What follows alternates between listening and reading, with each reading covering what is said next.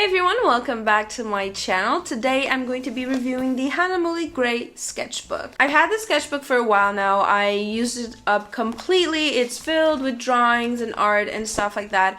And I've been wanting to do a review on this for a while now because I think that if I remember correctly, I didn't find that many reviews back when I was like looking for the sketchbook and looking into the sketchbook to figure out like, is this a good book or not? At least not video reviews. It might be different right now, but at the time of like buying this, I was like, not many reviews. It was kind of a shot in the dark. So I want to do this review so you guys can have it. And if anyone else out there is looking into this and wants to see a like real life review, they have this. So first let's get into the specs of this little sketchbook. So this sketchbook exists in A4 and A5. This is the gray book, but you also have a brown paper, which is the cappuccino book. It has a really hard, thick case. Okay, it's very, very sturdy, and it's honestly one of the things I like the least about the sketchbook. This cover is really weird. It's weird. It has a particular texture to it.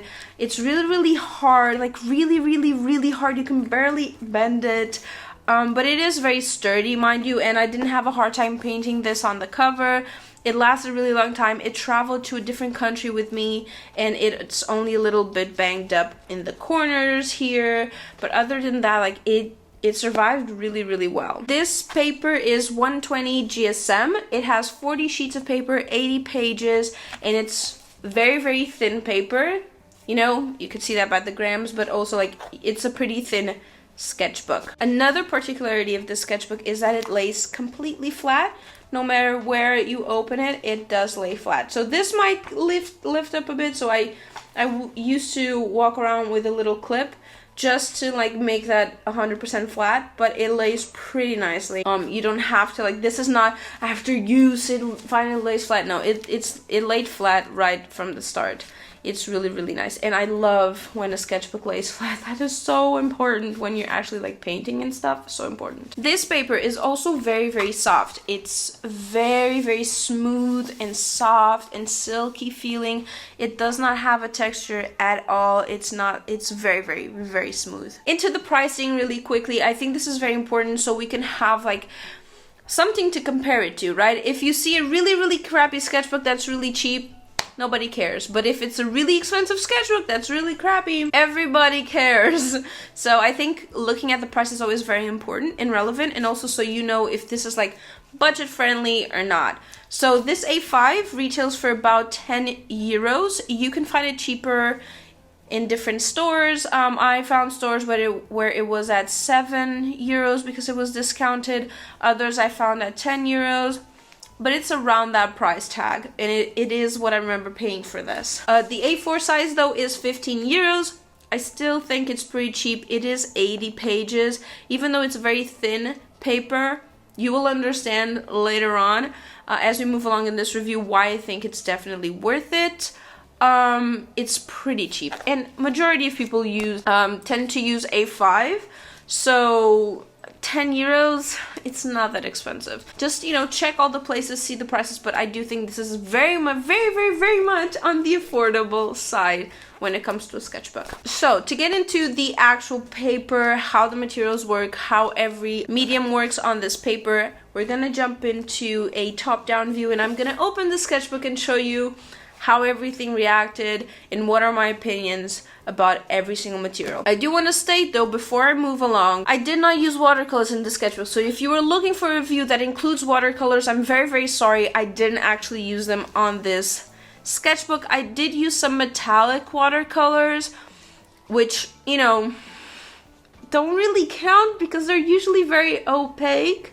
Unless like you really water them down, but so I didn't use watercolors in this. If anyone has tried watercolor in this gray tone paper, leave in the comments down below.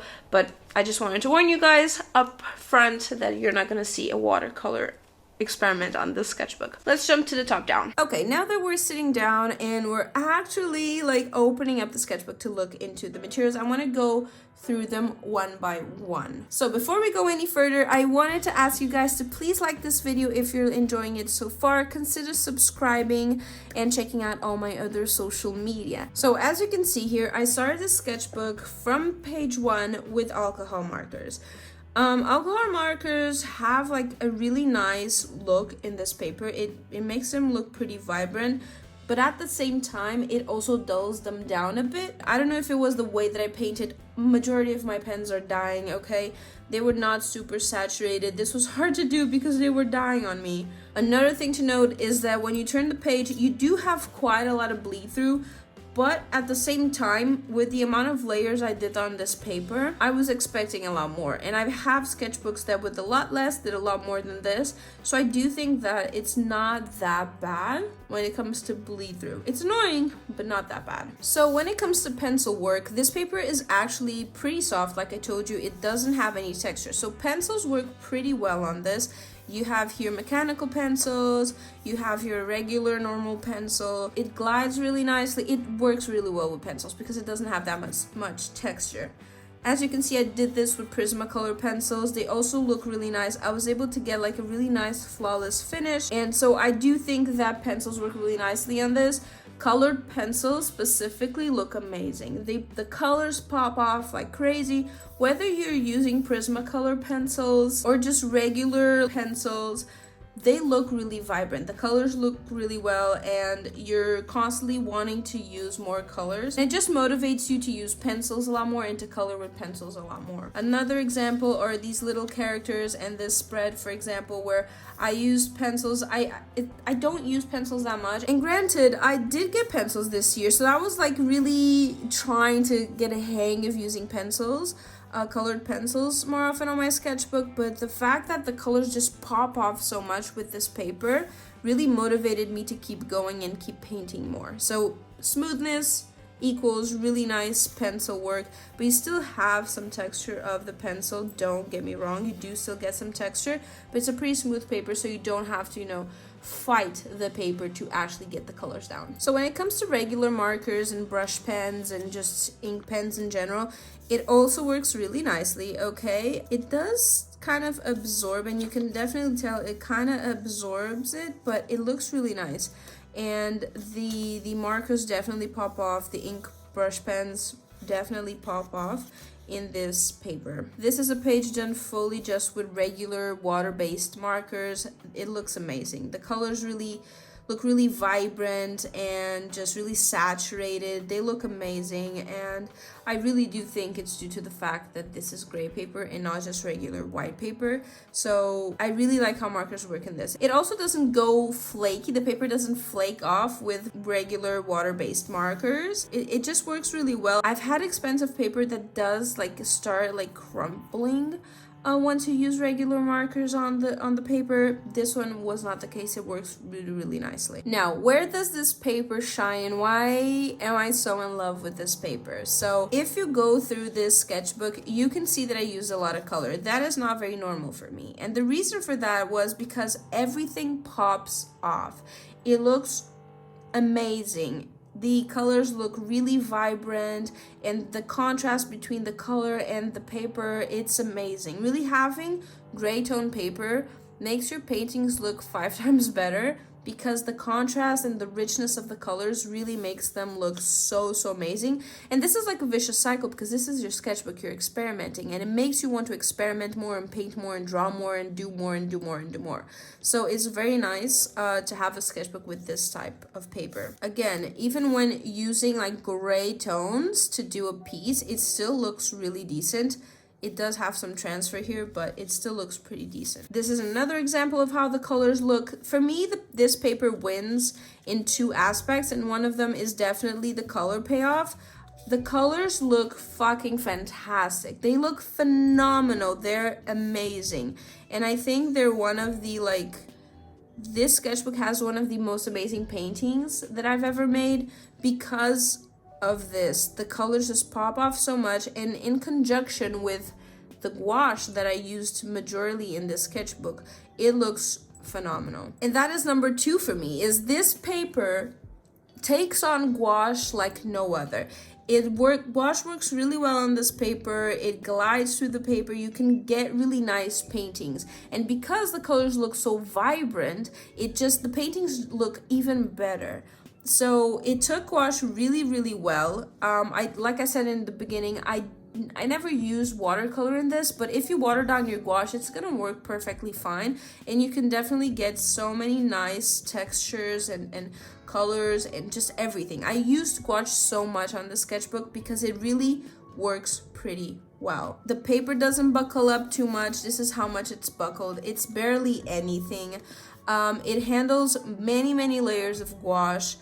You can definitely go over the gouache without ruining the gouache with pencils, which is the case, and I used some metallic watercolors here and here. You can definitely use this as much gouache as you want in this paper. The only con to this is you can't do 2 paintings back to back.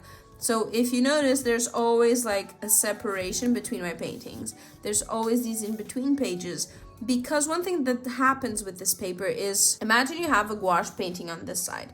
When you go over and you paint with gouache on this side and this page gets humid, that humidity will reactivate the gouache on this side and transfer it to the other sides. So you have to be careful with that. This paper, since it's very thin, when you do put gouache on one side, it will reactivate the gouache on the other side.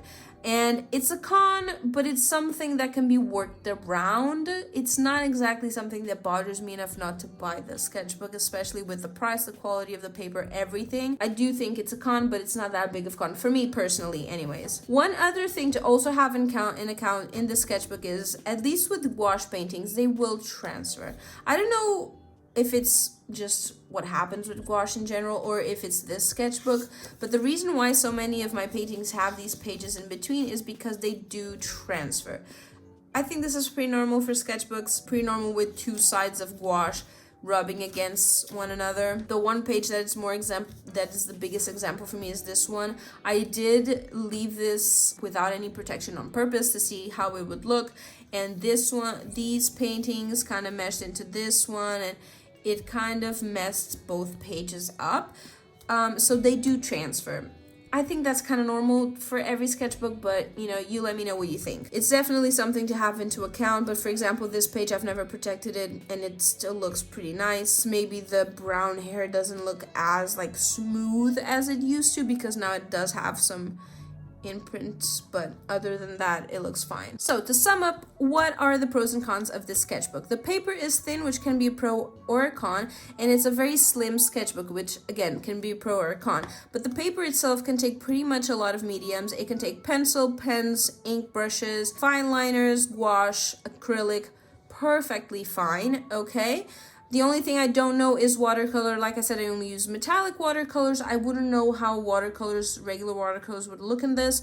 That's something you guys would have to experiment for yourselves, or if anyone knows, again, check the comments. The colors are super vibrant in this type of paper, so if you've never tried gray paper, I definitely advise you to try, because it will motivate you to paint more and to use more colors and to be more creative. And if that's something you're struggling with, I definitely do advise you to do so, because you will have great results. It is a pretty slim sketchbook, but it did last me a year of just constantly painting and sketching around and having fun, and it did travel with it, like I said in the beginning, and it is pretty sturdy. It lasted me a long time, and it's definitely one of my favorite sketchbooks because of how much fun I had with it, and also how much it motivated me to use paint and to color. Gouache is definitely the winner on these sketchbooks. It looks freaking fantastic, and especially if it's the jelly gouache, those gouache are usually very vibrant and saturated, and this pairs with that very nicely, and gouache looks